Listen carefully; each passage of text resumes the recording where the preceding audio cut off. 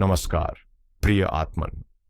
हर सुबह जब सूरज अपनी किरणें बिखेरता है तो वह सिर्फ रोशनी ही नहीं लाता बल्कि एक नया अवसर भी देता है। अवसर बीते कल की छाया को पीछे छोड़कर आज को नए नजरिए से अपनाने का। अक्सर हम जीवन की बड़ी जीतों और हारों के चक्कर में उलझे रहते हैं, यह सोचकर कि शायद खुशियां तभी मिलेंगी जब हमें मनचाही नौकरी मिलेगी या जब हम अपना सपना घर बना लेंगे। लेकिन सच्चाई यह है कि जीवन का असली सार उन छोटे छोटे कदमों में छिपा है जिन्हें हम रोज उठाते हैं। आपका हर विचार और हर कर्म एक बीज की तरह है। आज अगर आप धैर्य बोएंगे तो कल वह शांति का पेड़ बनेगा, और आज यदि आप सेवा और करुणा का भाव रखेंगे तो वही भविष्य में आपके जीवन को सम्मान और संतोष से भर देगा। कभी कभी हमें लगता है कि सारी कठिनाइयां सिर्फ हमारे हिस्से में ही क्यों आ रही हैं। शनिदेव की परीक्षा इतनी भारी क्यों है, या बृहस्पति की कृपा कब बरसेगी। पर सच यह है कि सृष्टि कभी भी हमें ऐसी चुनौती नहीं देती जिसे पार करने की क्षमता हमारे भीतर न हो। हर परीक्षा हमें संवारने, भीतर की शक्ति जगाने और हमें और गहराई से समझदार तथा दयालु बनाने आती है। इसीलिए आज के दिन को साधारण दिन मत मानिए, इसे एक वरदान की तरह देखिए।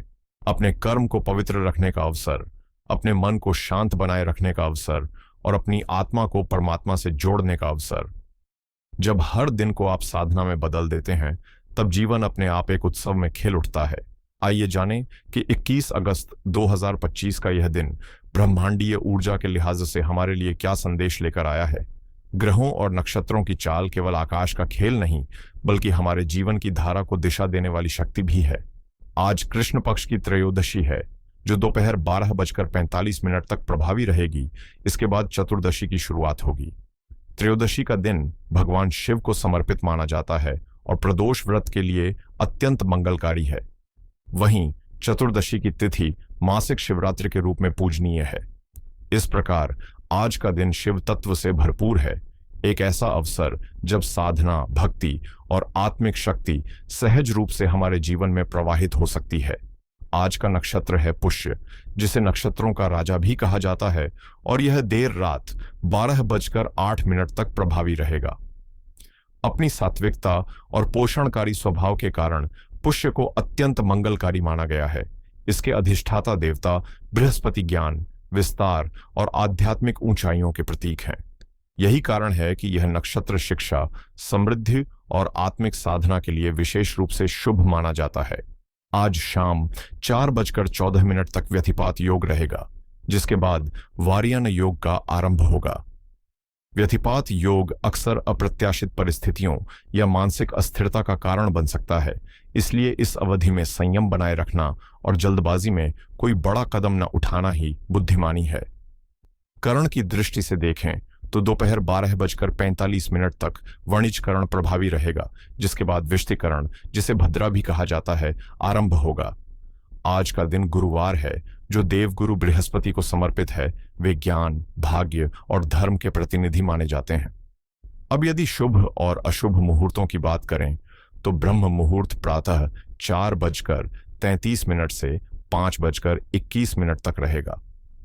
दिन का सबसे श्रेष्ठ समय यानी अभिजीत मुहूर्त दोपहर 12:04 से 12:55 तक है, जबकि अमृतकाल संध्या 5:49 से 7:23 तक लाभकारी सिद्ध होगा।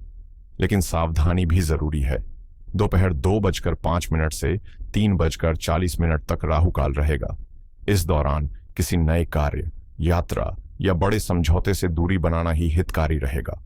आज के दिन का सार यह है कि यह भगवान शिव और देवगुरु बृहस्पति की संयुक्त कृपा से आलोकित है। पुष्य नक्षत्र की उपस्थिति इसे ज्ञान, साधना और आत्मिक प्रगति के लिए अत्यंत अनुकूल बना रही है, जबकि व्यतिपात योग और राहुकाल के समय सतर्क रहना बुद्धिमानी होगी। अब यदि विशेष रूप से कुंभ राशि के जातकों की बात करें तो आपके दिन का स्वरूप मुख्य रूप से चंद्रमा की स्थिति पर निर्भर करेगा।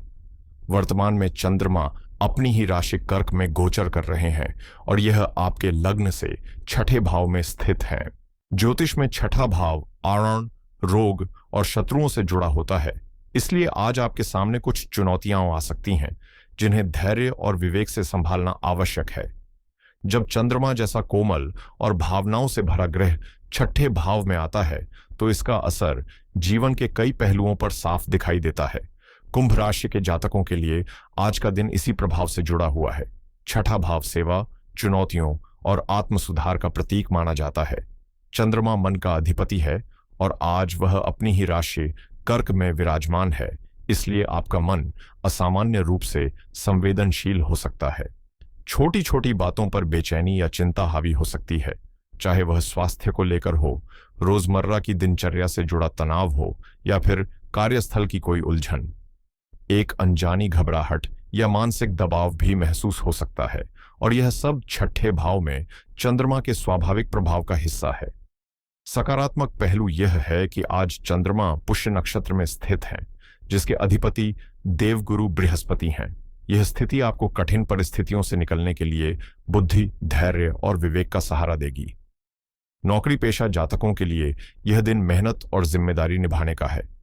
छठे भाव का चंद्रमा आपको अपने कार्य के प्रति अत्यधिक समर्पित बनाएगा, जिससे आपके प्रयास वरिष्ठ अधिकारियों की नजर में आ सकते हैं। हालांकि यही भाव शत्रुओं और विरोधियों से भी जुड़ा है, इसलिए कार्यस्थल पर विशेष सतर्कता आवश्यक है। किसी भी प्रकार की ऑफिस राजनीति या चुगली में शामिल होने से बचें, क्योंकि यह आपके लिए अनावश्यक तनाव का कारण बन सकता है।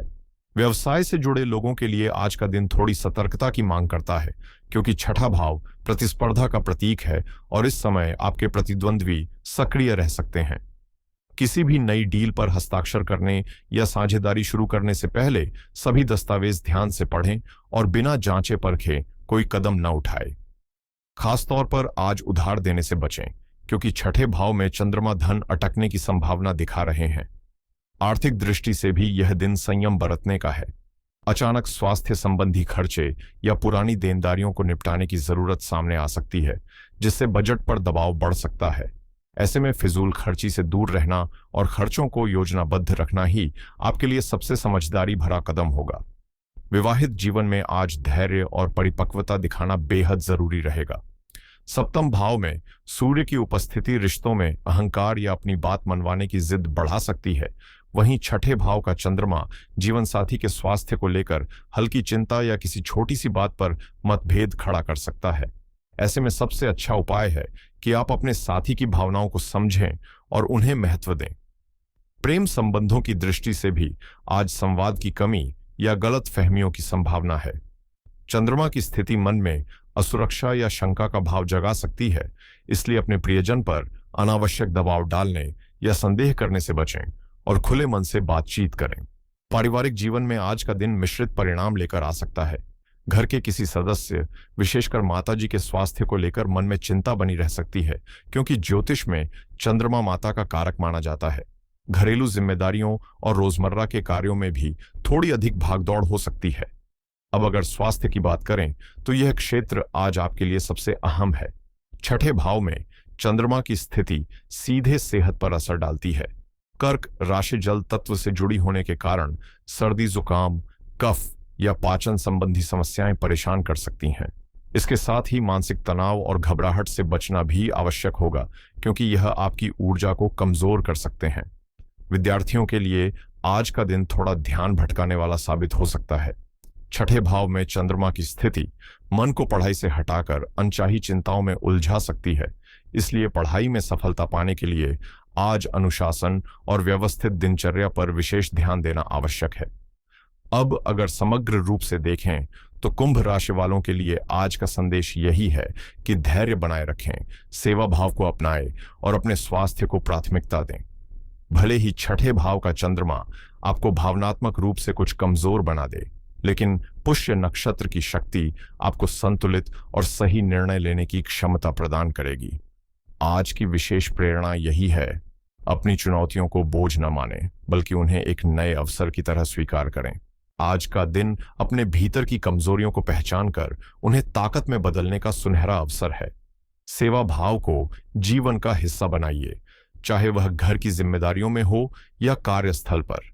याद रखिए, निस्वार्थ भाव से किया गया छोटा सा कार्य भी अपार संतोष और मानसिक शांति प्रदान करता है।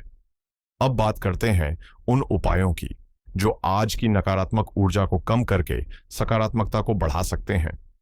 पहला उपाय मन की स्थिरता के लिए है। चूंकि चंद्रमा छठे भाव में रहकर बेचैनी पैदा कर रहा है, इसलिए शाम के समय भगवान शिव के मंदिर जाकर या घर पर ही शिवलिंग पर जल और दूध चढ़ाएं। दूसरा उपाय स्वास्थ्य और शत्रुओं से रक्षा के लिए है। आज गुरुवार और पुष्य नक्षत्र का संयोग है। ऐसे में किसी जरूरतमंद को या ब्राह्मण को पीली वस्तु जैसे चने की दाल या केले का दान करें।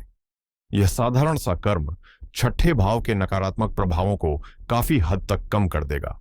तीसरा उपाय नकारात्मक ऊर्जा से रक्षा के लिए है, क्योंकि आज व्यतिपात योग का प्रभाव बना हुआ है।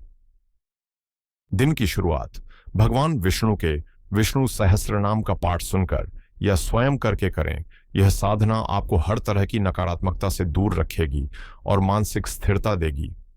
आशा है कि यह विश्लेषण आपके दिन को बेहतर ढंग से योजनाबद्ध करने में सहायक होगा।